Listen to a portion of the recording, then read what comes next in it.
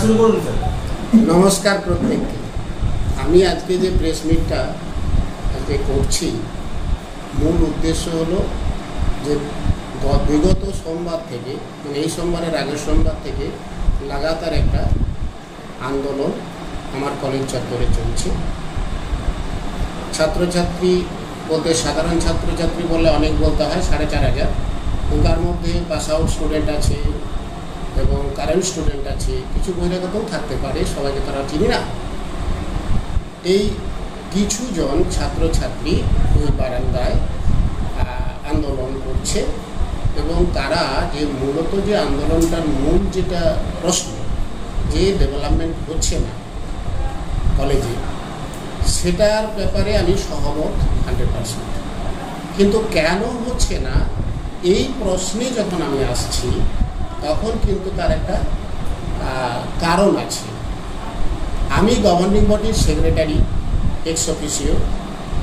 আমি বিভিন্ন ধরনের যে স্টেক হোল্ডাররা যা দাবি করবেন, বিভিন্ন ধরনের উন্নয়নের যে দাবিপত্র তারা দেবে আমাকে স্টেক হোল্ডার থেকে, যেমন ধরুন টিচার্স কমিউনিটি থেকে দেবে, তাদের বিভিন্ন ল্যাব আছে, তারপরেতে আপনার স্টুডেন্ট কমিউনিটির কিছু দরকারি জিনিস আছে, যেমন খেলাধুলোর সরঞ্জাম ইত্যাদি করে, কমন রুম ইত্যাদি ইত্যাদি করে সবাই কিন্তু তারা দাবিগুলো জানাবে। সেই দাবিগুলো আমি এজেন্ডা হিসেবে পেশ করি জিবিতে।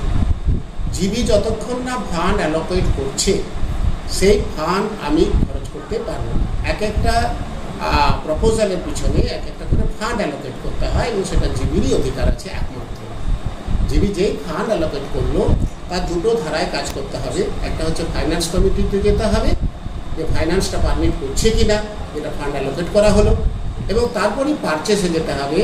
1 লাখ টাকার ঊর্ধ্বে হলে আমাকে টেন্ডার করতে হবে। এখন আমার যে টেনিও, তার মধ্যে আমি জয়েন করেছি যখন, তখন একটা বিশাল একটা আনরেস্ট সিচুয়েশন ছিল কলেজে।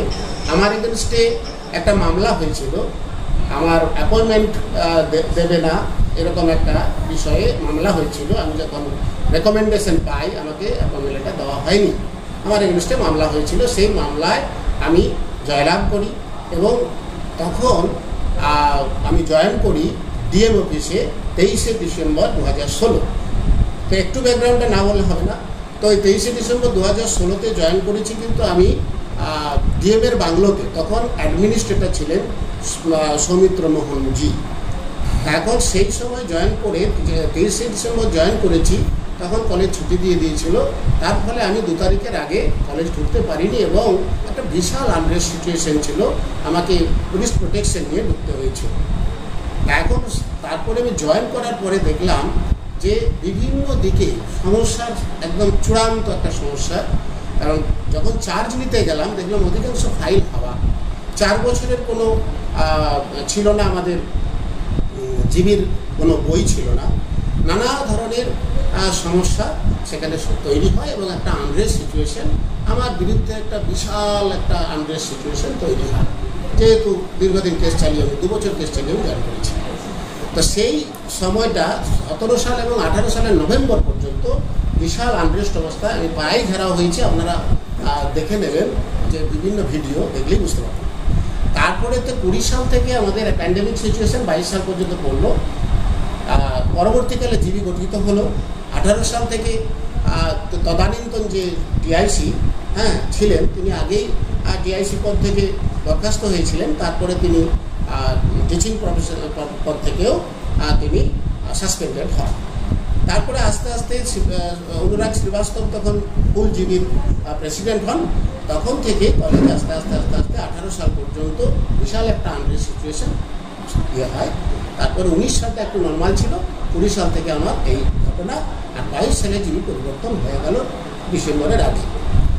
এখন ওই সময়কার যে ডেভেলপমেন্ট, তখন এত নানা দিকে কাজের চাপ ছিল যে সেই সময় টাকাও বেশি ছিল না, যার ফলে ডেভেলপমেন্টটা ছোট ছোট যে কাজগুলো সেগুলো শুরু করেছিলাম। 22 সালে যখন এলাম, তখন কিন্তু আমি যে টাকা পেয়েছিলাম, প্রায় 2.5 কোটি টাকা ফিক্সড ডিপোজিট, আর মোটামুটি ধরুন 1 কোটি কাছাকাছি কারেন্ট অ্যাকাউন্টের ব্যালেন্স। সেটা আস্তে আস্তে 18 সালে ফি স্ট্রাকচার হয় এবং সেই 18 সালের ফি স্ট্রাকচার বরাবর চলছে এখনও। তখন আস্তে আস্তে সেই ফান্ড ডেভেলপমেন্ট ফান্ডটা জমা হয় এবং ফান্ডটা অনেকটাই হয়। তো 22 সালে যখন এলাম তখন নতুন জীবিকে দেখলো যে হ্যাঁ অনেকটাই ডেভেলপমেন্টের ব্যাপার আছে। তো সেই ডেভেলপমেন্টের জন্য যে আমি এজেন্ডা দিচ্ছি সেই এজেন্ডার প্রতি কোনো আলোচনা হচ্ছে না। তখন যে সাসপেন্ডেড ক্যান্ডিডেট তাকে জয়েন করার জন্যে এবং কন্ট্রাকচুয়াল স্টাফ যাদেরকে নেওয়া হয়েছিল তাদের আনঅ্যাপ্রুভ কন্ট্রাকচুয়াল স্টাফ, বিপিআই থেকে কোনো অ্যাপ্রুভাল ছিল না, কোনো অ্যাডভার্টাইজমেন্ট ছিল না, পিক অ্যান্ড চুজ মেথডে নেওয়া হয়েছিল, তাদের বেতন বৃদ্ধির ব্যাপারটা এবং তদানীন্তন যে টিচার সাসপেন্ড হয়েছিল তাকে সাসপেনশন তুলে জয়েন করার জন্য উঠে পড়ে লাগে। পরপর 5টা জীবিতে কোনো এজেন্ডা আলোচনা হয়নি। 23 সালের মাঝামাঝি পর্যন্ত সেটা চলে। তারপরে ডেভেলপমেন্টের ছোটো ছোটো কাজগুলো শুরু হয়। আপনাদেরকে আমি দেখাতে পারি যে ওই ডেভেলপমেন্টের যে কাজগুলো সেই কাজগুলো খুবই হয়তো 1.5 কোটি টাকার প্রপোজাল দিচ্ছি, সামান্য আমার অনুমোদন করছি, সেই ছোটো ছোটো কাজগুলো হয়েছে। এবং রিসেন্টলি দুটো পরপর যে জিবি হলো তাতে ডেভেলপমেন্ট ফান্ড কিছু দিয়েছেন জিবি। আমি সেক্রেটারি হিসেবে কিন্তু ফান্ড নিজের ইচ্ছে মতো খরচ করে দিতে পারি না, আমার জিবি যতক্ষণ না অনুমোদন দেবে। টাকার আছে, যেটা মূল বিষয় যে টাকাটা সব ফিক্সড ডিপোজিট করে দিচ্ছে। কীরকম দেখুন, আপনাদেরকে দেখায় যে ফিক্সড ডিপোজিটের যে টাকা সেটা কিন্তু ক্রমশ বেড়ে যাচ্ছে। এতে দেখুন 22 সালে ফিক্সড ডিপোজিট এই ছিল, তারপরেতে প্রায় 12 কোটি 31 লাখ, এখানে ছিল 4 কোটি 28 লাখ, এখানে 12 কোটি 31 লাখ, তারপরে আবার 4 কোটি টাকার ফিক্সড ডিপোজিট হলো।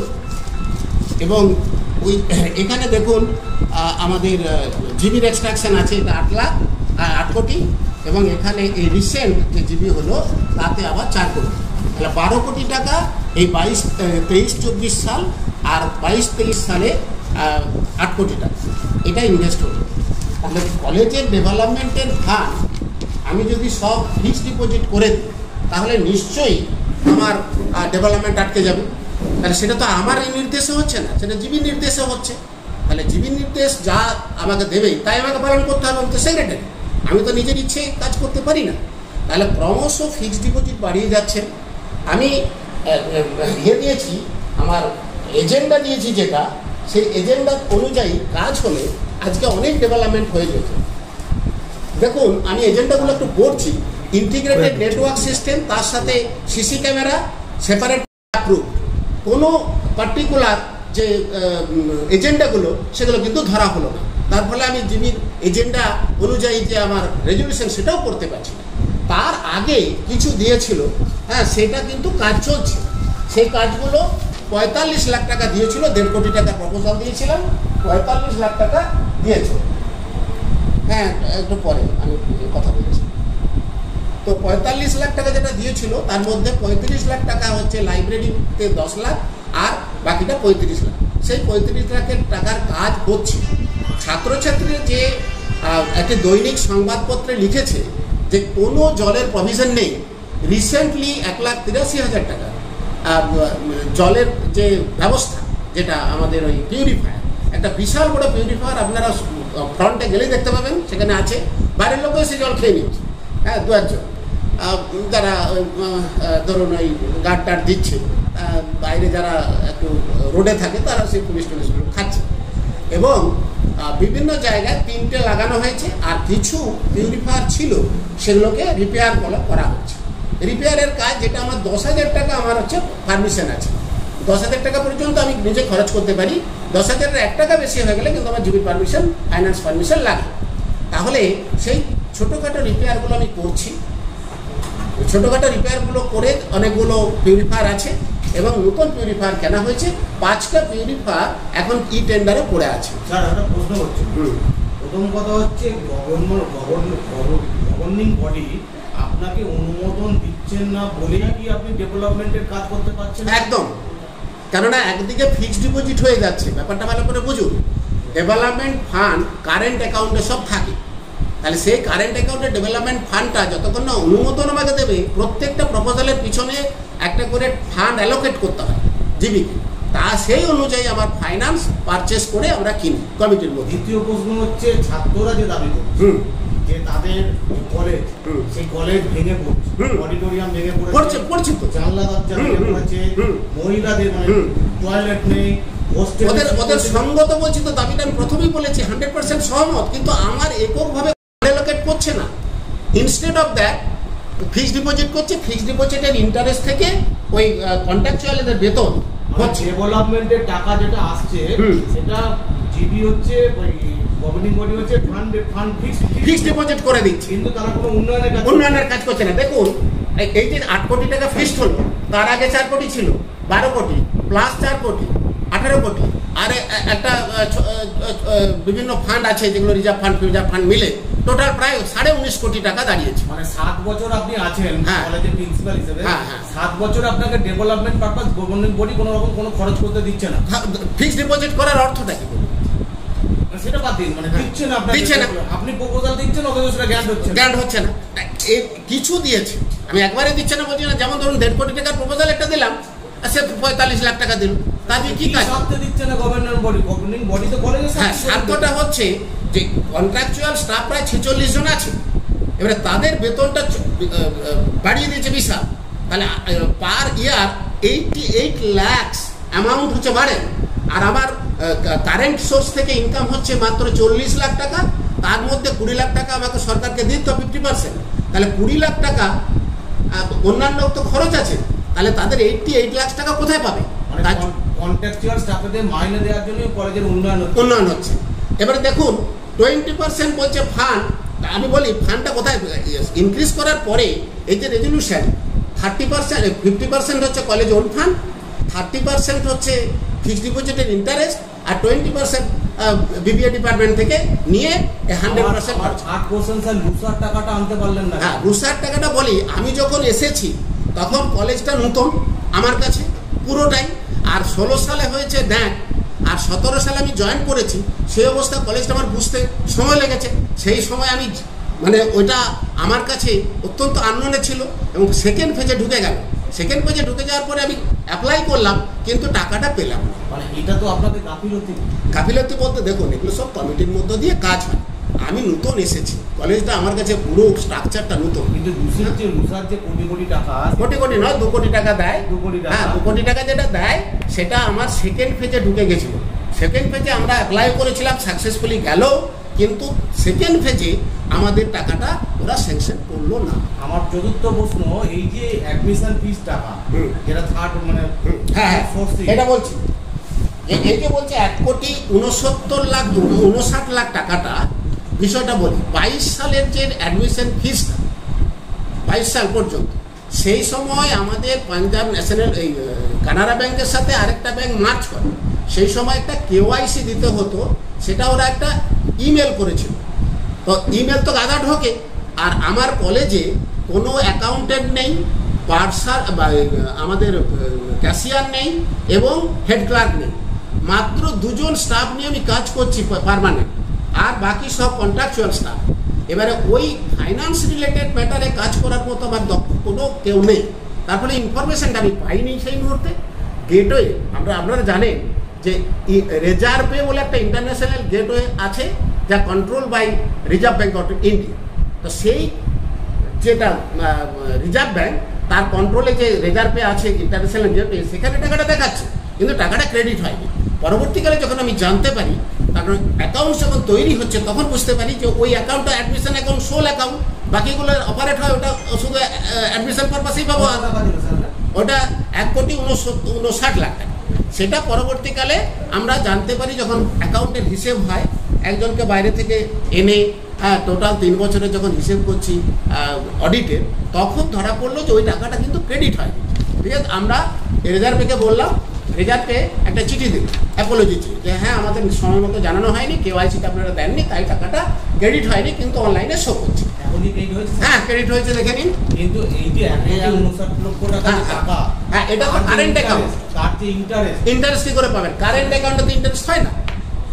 আমাদের সব অ্যাকাউন্টগুলোই কারেন্ট অ্যাকাউন্ট, এবারে আমরা অলরেডি তো 19 কোটি টাকা ফিক্সড ডিপোজিট করে দিয়েছি, তাহলে শুধু কি ফিক্সড ডিপোজিট করে ইন্টারেস্ট আর্ন করবো, কলেজের ডেভেলপমেন্ট করবো না?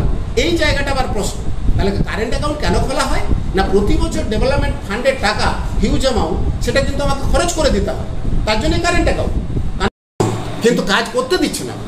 একদিকে শুনুন, একদিকে ফিক্সড ডিপোজিট করে দিচ্ছে, আমাকে বটল নেকে ফেলে দিয়েছে। কিরকম? ধরুন আমার টাকা আছে, টাকা অনুমোদন করছি না, আর ছাত্রদেরকে বলছি তোমার উন্নয়ন হচ্ছে না, দিয়ে ছাত্রটা আমার প্রতি একটা অসহযোগিতার কারণ, আমি আননোন কারণ, আপনারা নিজেরা বুঝে নিন কেন। আমি তো ওদের কাছে রাজনৈতিক কোনো কিছু আছে পিছনে যে আপনাকে না, রাজনৈতিক ব্যাপারে আমি ঢুকবো না, কেননা আমি নিজে রাজনীতির লোক নই। আমি অত্যন্ত সাদামাটা জীবনযাপন করি, আমি রাজনীতির কোনো প্রশ্নে কিছু কিছু দিচ্ছে, একবারে দেয় নাই, ওইটুকু যতটুকু ফান্ড দিচ্ছে তার মধ্যে কাটে। আপনি একটা কথা বলছেন, জিবি আপনাকে অসহযোগিতা করছে, যে কারণে আটকে আছে, কারণটা তো একটা আছে। আপনার কি, আপনি আজকে যেটা না, কারণ বলতে দেখুন, কারণ বলতে কি মনে হয় সেটা আমি কি বলবো, আপনারা বুঝে নিন। এবং এই আন্দোলনের একটা ব্যাকগ্রাউন্ড আছে, বলে দিই। এই আন্দোলনের ব্যাকগ্রাউন্ড হচ্ছে সোশ্যাল হয়েছিল 2023 সাল, সেই সোশ্যালের ইউটিলাইজেশন দেয়নি প্রায় 8 মাস ধরে। আমি ইউটিলাইজেশন যখন চাই, সেই সোশ্যাল হয়েছিল একটি দুটি ইভেন্ট ম্যানেজারের মধ্য দিয়ে। সেখানে অ্যাডভোকেট ছিলেন আমাদেরই টিএমসির একজন নেতৃত্ব, তার নাম আপনারা সকলেই জানেন, আমি নতুন করে বলছি না। তিনি তার থ্রু দিয়ে আইডেন্টিফায়ার হিসেবে, অ্যাডভোকেট হিসেবে তিনি ছিলেন, এবং তাকে আমি বলি যে আমি কেন এখনো ইউটিলাইজেশন পাচ্ছি না। ইউটিলাইজেশন যেটা দেওয়া হয়, এবং হ্যাঁ আমি এটার বাইট দিয়েছিলাম যে যেহেতু তার থ্রু দিয়ে ইভেন্ট ম্যানেজারগুলো এসেছিল, সেই ইভেন্ট ম্যানেজারগুলো তারই পরিচিত, যে 3-4টে গ্রুপের ইন্টারভিউ করে নেওয়া হয়েছিল, তারা সেই সময় ছিল না। 28/11/2023 আমাকে ডিমান্ড করে, এবং 28/11তেই আমাদের কমিটি গঠন হয়, জিবির সার্কুলেশন জিবি করতে হয়, এবং জিবি তাকে অনুমোদন করে 100 টাকা থেকে 300 টাকা বাড়িয়ে প্রায় ধরুন 14,83,000 টাকার মতো। তারপরে আবার 1 লাখ টাকা দাবি করে, 15,83,000 বা 82 এরকম। তো সেই টাকাটা দিয়ে দেওয়া হয় ইভেন্ট ম্যানেজারকে অ্যাজ পার এগ্রিমেন্ট। মানে এগ্রিমেন্ট হয়েছিল, সেখানে অ্যাডভোকেট ছিলেন ওই টিএমসির যে নেতৃত্ব, জেলা নেতৃত্ব স্বরাজ ঘোষ।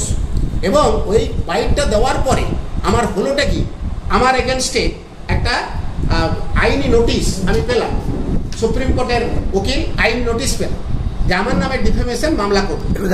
হ্যাঁ, আমার নামে ডিফেমেশন মামলা করবে। তারপরে কি হলো, পরবর্তীকালে আমাকে দুটো ইউটিলাইজেশন দিয়ে গেল, জিএসটি ফিএসটি কিছু নেই। অর্থাৎ এই যে ইউটিলাইজেশন দিল, সেখানে দিচ্ছে সোল প্রোপাইটার হিসেবে বিল, আর যেখানে চুক্তি হয়েছে, যেটা চুক্তিপত্র, সেখানে কোম্পানি। আচ্ছা, ইনভয়েস নাম্বার 1, ইনভয়েস নাম্বার 2, এরকম আমি ইনভয়েস কখনো শুনিনি। যাই হোক, বিলটা দিয়েছে, এবং সেটা জিএসটি বিল বাদে। তাহলে আমাকে আইনি নোটিশের উত্তর আমি কি মৌখিক দেবো? উনি এসে বললেন, উনি ওনার হাত দিয়ে কিন্তু এই বিলগুলো পাঠিয়েছেন, ইভেন্ট ম্যানেজার দেয় না। না, তখন আমার নাম্বার ছিল না, এখন হয়েছে। না থাকলেও যে বিল দেবে তাকে কিন্তু জিএসটি বিলই দিতে হবে, আপনারা হয়তো জানেন। তাহলে এই যে দুটো বিল দিল, এই দুটো বিল দিয়ে বলো আমি আর মুভ করবো না, আপনি এই দুটো বিল মেনে নিন। এখন মুভ করবো না মুখে বলেছেন, তিনি তো আইনি নোটিশ দিয়েছেন। আমি সঙ্গে সঙ্গে বলেছি যে দেখুন, আমি মুভ করবো না তখনই যখন আপনি লিখিত দেবেন। আপনি তো আইনি নোটিশ দিয়েছেন, আমি আইনি উত্তর দেব। আইনি উত্তর দিয়েছি, এবং বিলগুলো স্টাডি করে যখন দেখা গেল এই ধরনের ডিসক্রিপেন্সি, তখন ওই দুজন যে ইভেন্ট ম্যানেজার ছিল তাদেরকে আমি আইনি নোটিশ দিয়েছি। এখন 14 দিনের মাথায় তারা উত্তর দেবে বলেছে, জানি না কি করবে। তবে আপনার ওই বিলগুলো যেগুলো পাঠিয়েছিল সোশ্যালে, সেই বিলগুলো ঠিক নয় বলে মনে হয়েছে একদম। তার জন্যই কি আপনি বলেছিলেন? হ্যাঁ, তার জন্য বলেছি যে আপনার সন্দেহ হচ্ছে বিল নিয়ে। সন্দেহ হচ্ছে না, সন্দেহ হচ্ছে বলতে আমার প্রপার বিল দেয়নি, সন্দেহ হচ্ছে। প্রপার বিল মানে হিসাবে বিল? হ্যাঁ, 14 লক্ষ টাকা খরচের বিল দেয়নি। 14 লক্ষ নয়, 14,82,000। 14 লক্ষ সোশ্যালের, হ্যাঁ, সেই খরচের বিলটা দেয়নি না। এটা কে দেয়নি? স্বরাজ ঘোষ? না, ব্যাপারটা বলি, স্বরাজ ঘোষের নেতৃত্বে টোটাল আমাদের অনুষ্ঠানটা হয়েছিল। তিনি আইডেন্টিফাই করেছিলেন ওই দুটো ইভেন্ট ম্যানেজারকে, শুধু ওই দুটোই সরলি এসেছিল। এবং সে যেহেতু একটা জেলার নেতৃত্ব, আমারই ছাত্র সন্তান সম, আমি তাকে বিশ্বাস করেছি যে আমি সবই পেয়ে যাব, কিন্তু 8 মাস ধরে পাইনি। তার ফলে আমি ওটা বাইট দিয়েছিলাম। আপনার কন্ট্যাক্টটা কার সাথে হয়েছিল? স্বরাজ ঘোষের সাথে হয়েছিল? স্বরাজ ঘোষ এবং তার সমস্ত যে আমাদের কিছু ছাত্র ছিল তারা পাস আউটও ছিল, আবার কারেন্ট স্টুডেন্টও ছিল। স্বরাজ ঘোষ তো আপনার কলেজের স্টুডেন্ট নয় না, এবং সে কোনো রকম কলেজের মধ্যে যুক্ত নয়। স্বরাজ ঘোষের সাথে আপনি কন্ট্যাক্ট করলেন কেন? কন্ট্যাক্ট তো করিনি, সে তো নেতৃত্ব দিতে এসেছিল, কেননা আমাদের তো সংসদ ছিল না, ছাত্র সংসদ তো ছিল না, তাহলে এখনো নাই। তাহলে ছাত্র ইউনিটের যিনি জেলা প্রেসিডেন্ট, তিনি এসে প্রত্যেকটা কলেজেই তিনি যান, তার একটা অবাধগতি আছে তাহলে, এবং তার প্রতি আমাদের একটা আস্থা ছিল। সে সন্তান তুল্য, ছাত্র সম, সে আমার ছাত্র না হতে পারে, কিন্তু আমার তো একটা স্নেহ আছে, আমার তো একটা বিশ্বাস আছে। সেই বিশ্বাসের বসে আমি ওই ইভেন্ট ম্যানেজারদেরকে দিয়েছিলাম টাকাটা। তার ফলে আমি পাইনি। না পাওয়ার পরে আমি যেই বাইট দিলাম, উনি আমাকে দিলেন কি না আইনি নোটিশ। আমি আইনি নোটিশ উত্তর দিয়েছি। স্পেসিফিক অভিযোগটা জানতে চাইছি, সেটা হচ্ছে স্বরাজ ঘোষ সে কি এই যে টাকার হিসাব না দেওয়ার পেছনে সেই দায়ী, মানে সেই কি টাকা আপনার? না, এটা তো এককভাবে আমি কাউকে বলতে পারবো না। তিনি আইডেন্টিফায়ার ছিলেন এবং সামগ্রিকভাবে কি ভেতরে ঘটেছে সেটা আমার পক্ষে বলা সম্ভব নয়। কিন্তু বিল আমি পাইনি, জিএসটি বিল পাইনি, যেটা এস্টিমেটেড ছিল সেটাই কিন্তু বিল আকারে প্রিন্ট করে দিয়ে দিয়েছে। তার কোনো বিল ভাউচার ইত্যাদি ব্যাপারটা ছিল না। স্বরাজ ঘোষের ভূমিকাটা জানতে চাইছি। স্বরাজ ঘোষের ভূমিকা বলতে ওই অনুষ্ঠানটা স্বরাজ ঘোষ নিজে প্রত্যেকটা কলেজে তিনি একজন ছাত্র নেতা, আমার কলেজে কিন্তু ও নেতৃত্ব দিয়েছে। নেতৃত্ব দিয়ে আর তার সাথে ফিনান্সিয়াল কন্ডিশন তৈরি করা দূরত্ব আলাদা। হ্যাঁ, তার সাথে আইডেন্টিফায়ার ছিল, দেখুন না, তার নাম আছে এখানে। হ্যাঁ, আচ্ছা, আমি আপনাকে দেখাচ্ছি। দেখুন স্বরাজ ঘোষ কি লিখছেন, আইডেন্টিফাইড বাই মি স্বরাজ ঘোষ। এটা দুটো চুক্তিপত্র, দুটো ইভেন্ট ম্যানেজমেন্টের। হ্যাঁ হ্যাঁ, এটা এই যে কারণটা, এই কারণটা কিন্তু বিহাইন্ড দ্য সিন এই আন্দোলনের একটা রূপরেখা তৈরি করে।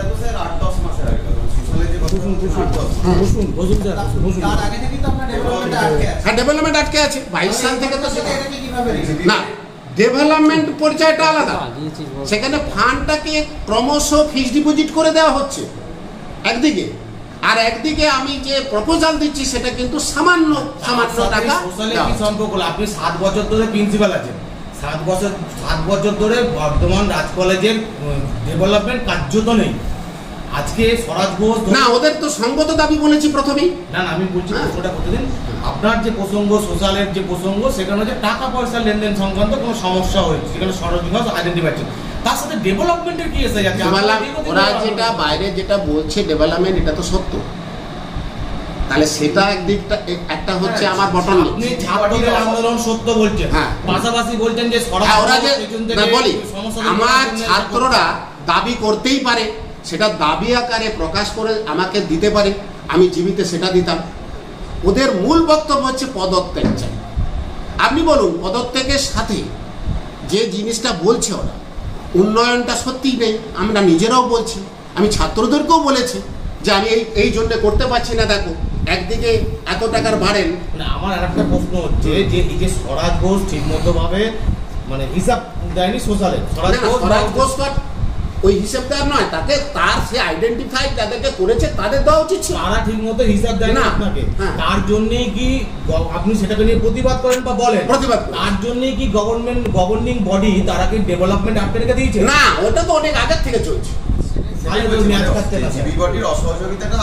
অনেক আগের থেকে আছে। তাহলে এটা একটা যেমন গ্রিয়েভান্স, কেননা এটা গ্রিয়েভান্স শুধু ওনাদের নয়, আমাদের সকলে। এরপরে পরিস্থিতিটা জটিল হয়েছে, এইটাকে আনার ফলে, আর কিছু না। ঠিক আছে স্যার, থ্যাংক ইউ। আর 7ম দিন হয়ে গেল, ছাত্রদের আন্দোলন এখনো চলছে, রাত ভোর ধরে। তাহলে ওই কারণে কি সবটা তো কারণ একটা তো নয়, অনেকগুলো কারণ মিলেই তো গোটা একটা পরিস্থিতি। হ্যাঁ, ভাবছেন কি আমি আমার কি করণীয় আছে, আমাকে বিভিন্ন জায়গায় জানাতে হবে। এই যে আপনাদেরকে জানালাম যে 1,59,00,000 টাকা ওরা যে বলছে আমি বাড়িতে নিয়ে চলে এসেছি, এটা অসম্ভব। কেননা সেখানে 324 নম্বর অ্যাকাউন্টই দেওয়া আছে, রেজার্ভের মতো একটা ইন্টারন্যাশনাল গেটওয়ে, হ্যাঁ, সে তার সাথে আমি চুক্তি করে আমি টাকাটা নিয়ে চলে এসেছি, তাহলে টাকাটা দিল কি করে? 1 নম্বর। আর ওয়াটার পিউরিফায়ারের যে কথাটা, 1 বিন্দু জলের ব্যবস্থা নেই, সেটাও কিন্তু আমি আপনাদেরকে বললাম যে ক্রমশ কেনা হচ্ছে, যেটুকু টাকা দিয়েছি সে তার মধ্যে আমি কিনছি, এবং তার যে ডকুমেন্টারি এভিডেন্স সবই আমার কাছে আছে, সবই আছে। স্যার এখন তাহলে যে আন্দোলনটা হচ্ছে ওটা কি কোথাও স্বরাজ ঘোষের জন্য হয়, মানে স্বরাজ ঘোষের নেতৃত্বে? এখন দেখুন ব্যাকগ্রাউন্ডে কে আছে না আছে সেটা তো আপনারাও বুঝতে পারছেন, আমি আর নামটা নাই বা বললাম। না স্যার, ঠিক আছে। ওনার সাপোর্টে কি হচ্ছে মনে হচ্ছে এখন? থাকতেই পারে, তার কারণ সব দিকটা তো একটা রোসের একটা টোটালিটি, এটা হতে পারে। সেই রোজ থেকে কি স্বরাজ ঘোষের ওটা একটা পার্ট, সবটা নয়। যেমন ধরুন উন্নয়ন হচ্ছে না, যেটা প্রকৃত সত্য, আমি কেন পাচ্ছি না আপনাদের কাছে বললাম, তাহলে সেটা আমি পারছি না, আমাকে হাতগুলো বেঁধে দিয়েছে, পাগুলো বেঁধে দিয়েছে, বলে ছোট। ঠিক আছে স্যার, এখন অল্প অল্প দিচ্ছে, তার ফলে আমি সেটুকুই আগাতে পারছি। Thank you sir.